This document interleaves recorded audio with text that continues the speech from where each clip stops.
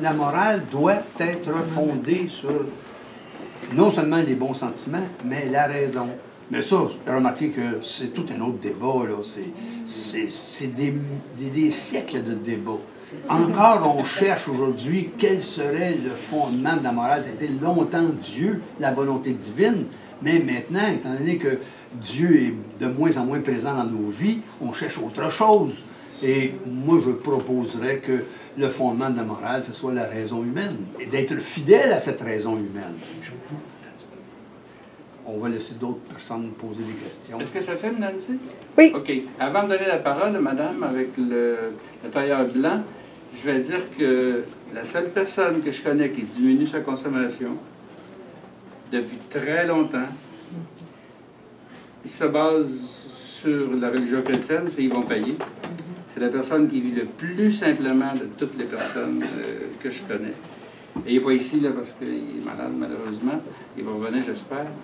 Et ben, c'était ça. Mais je pense par ailleurs que ce n'est pas nécessaire d'appuyer une morale altruiste et environnementaliste sur Dieu. Ce n'est pas nécessaire. On peut le trouver d'autres façons. Pas nécessairement la raison, mais le sentiment humain, le sens moral le plus ordinaire. On peut partir et bâtir là-dessus. Fait que c'est pas nécessairement une référence à Dieu. Là. Non, mais même Jésus, c'est pas une référence à Dieu. Ouais. On peut très bien suivre les recommandations de Jésus, puis sans nécessairement que Dieu créateur existe. C'est ça.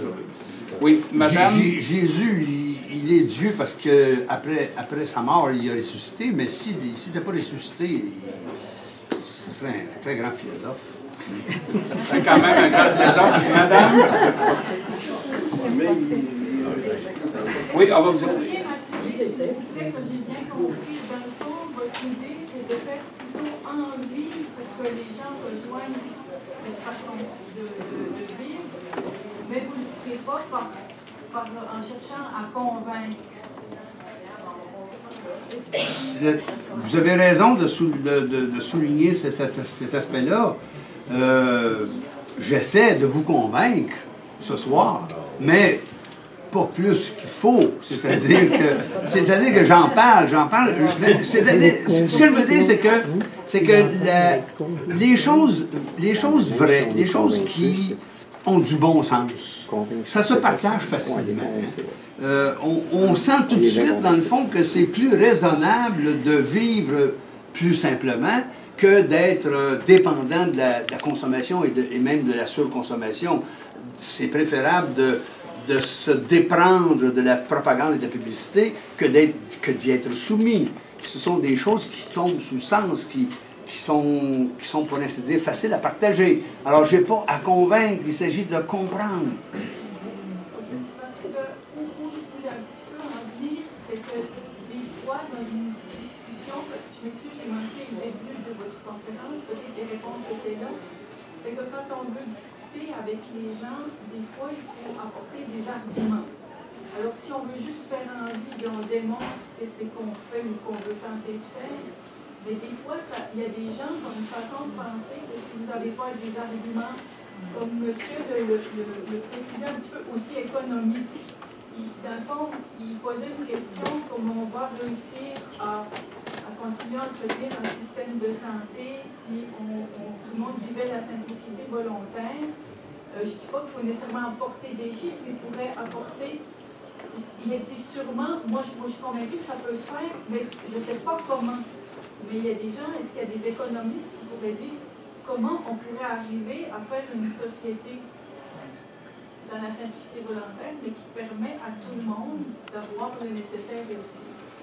Il y en existe des économistes. Il y a ceux qu'on appelle, il y a plusieurs noms, on leur donne plusieurs noms, mais il y a tout un ensemble d'économistes qui réfléchissent à ce qu'on appelle la décroissance planifiée, la décroissance raisonnable.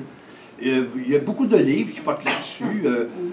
Vous pourrez justement, en prenant ici une brochure, il y a beaucoup de références, puis vous pourrez justement aller voir sur les réseaux. Il y a des livres, il y a des sites où il y en a questions, où c'est expliqué de fond en comble. Il y a même je pense à un livre qui s'appelle « Les objecteurs de croissance ». Je pense à un autre livre qui s'appelle La croissance conviviale, je pense, ou planifiée. Bref, il y a beaucoup de livres là-dessus. Puis c'est des gens qui ne sont pas que des rêveurs, ce sont des gens qui regardent la réalité en face et qui proposent, dans certains cas, des moyens réalistes, politiquement parlant. Alors, ça, c'est ce qui serait intéressant, ce qui serait efficace et intéressant du fait qu'on crée ici une sorte de groupement, de regroupement, redémarrer un groupement ici dans la région, c'est que de temps en temps, une fois par mois, une fois par 2 mois, on se rencontre et on s'échange précisément là-dessus. La réflexion de ce soir, c'est un démarrage dans le fond. Mais on peut très bien se retrouver régulièrement, peut-être à tous les 2 mois, ou peut-être 4 fois par année. Ça importe peu, ça va dépendre de notre disponibilité. Mais c'est toujours agréable d'échanger, c'est toujours agréable de réfléchir. Ça fait tort à personne. Au contraire, ça nous fait toujours du bien de réfléchir et de partager ces réflexions-là. Et ça ne coûte rien. Et ça coûte rien. Monsieur Denis Hébert, tu nous dis? 1 minute?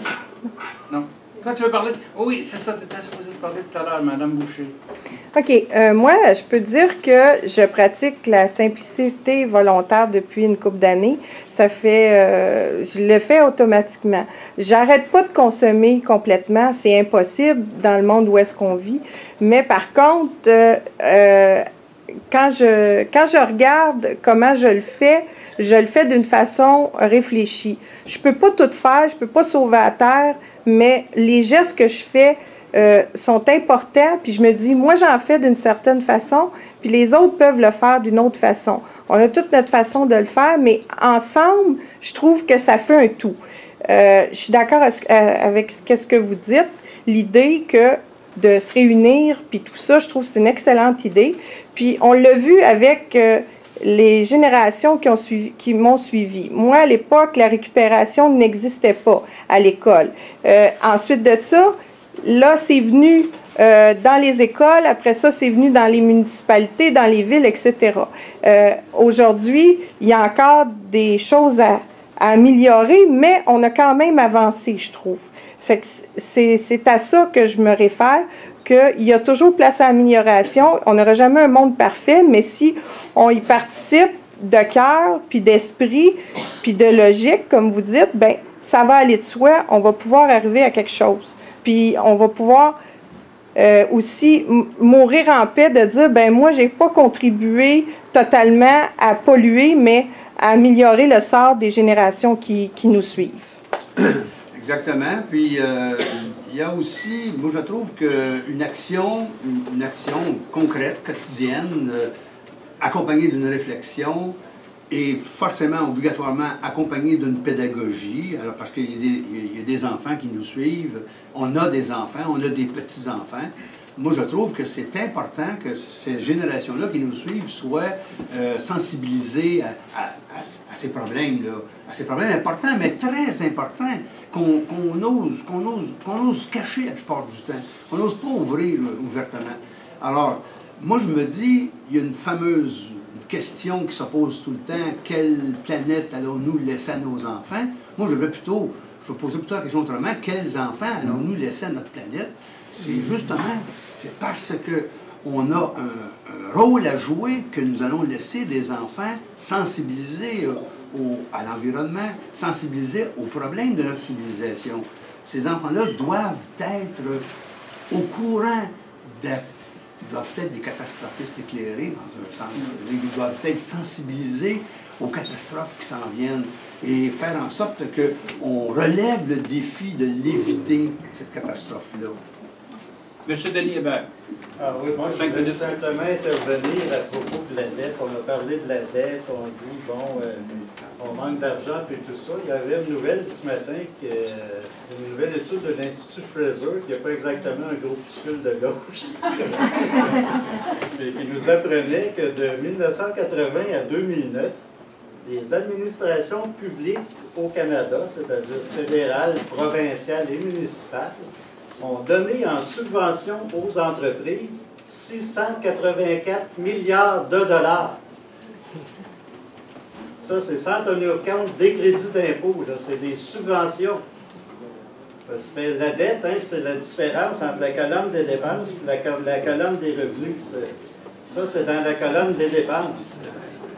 C'est allé dans les poches de ceux qui, supposément, n'ont pas besoin de l'État, pour lesquels l'État est même maléfique. Il faut faire la part des choses là, quand on entend toutes sortes de choses par rapport au discours économique. L'avantage, ça me fait penser, l'avantage justement de regroupement de simplicitaires futurs, des gens qui seront fidèles à nos rencontres éventuelles, c'est que tous les thèmes sont possibles. C'est une question de mode de vie personnel. Donc, on touche à l'économie, on touche à la philosophie, on touche à la morale, on touche à la politique, on touche à la culture, on touche à la pédagogie. Tous les problèmes de la vie, de notre vie humaine sont possibles, sont devant nous, sont sur la table, parce que nous voulons vivre plus heureux. Juste le fait de vouloir vivre plus heureux, ça veut dire qu'il faut mieux comprendre les choses. Et mieux comprendre les choses, ça veut dire s'intéresser à tous les problèmes. À tous les problèmes, les aborder. Une dernière, puis après ça. D'accord. Non, moi, je proposerais l'idée de renouveler l'idée du désir. Le désir n'étant pas la recherche de satisfaction. Le désir comme recherche de satisfaction, c'est un désir puéril.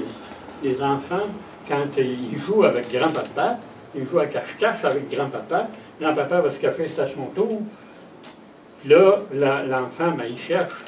Et quand c'est l'enfant qui va se cacher, grand-papa, il cherche pas longtemps parce que l'enfant veut être trouvé tout de suite. Alors, c'est ça l'idée que le désir reste. L'enfant, à mesure qu'il grandit, il apprend à faire en sorte que le désir, ça soit sa vie. Un style de vie, le désir, oui. Et non pas une recherche de satisfaction. Oui. Quand on va se rencontrer ensemble, les simplicitaires, on va justement aborder des problèmes comme ça. Est-ce que c'est vrai? Parce qu'il y a plein de mythes qui circulent. On a l'impression, à écouter les médias, que le désir humain est illimité. C'est faux, ça. Le désir humain, il est limité, c'est normal. D'ailleurs, toutes les grandes cultures qu'on appelle, nous, primitives, qui sont très bien adaptées à leur environnement, ont toujours limité leur désir. Et ils en ont assez. Le bonheur, quand on en a assez, on n'en veut pas plus. Le bonheur, c'est pas de manger, c'est d'avoir mangé. C'est-à-dire, c'est d'être bien. Alors, il y a donc une chose à comprendre ici. Et parmi nos réflexions, on va tenter de dénoncer, d'éliminer plein de mythes qui circulent, notamment le fameux mythe du désir illimité. Merci à M. Sénécal. Bravo.